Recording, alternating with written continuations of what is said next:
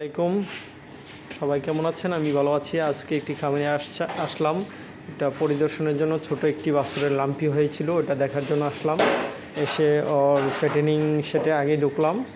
এই যে দেখেন, কোরবানির জন্য প্রস্তুত করা হচ্ছে এগুলাকে। খুবই ভালো মানের মোটা তাজা করা হচ্ছে, খুবই ভালোভাবে পরিচর্যা করা হচ্ছে এগুলাকে। আল্লাহর রহমতে অনেক ভালো আছে।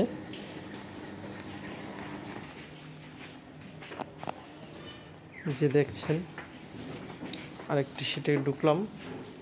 যে এখানে অনেকগুলো আছে।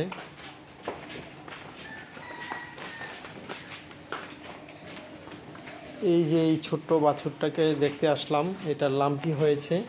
এই যে দেখেন, এই জায়গায় একটি ফেটে গিয়েছে, আর বডিতে আরও অনেক আছে।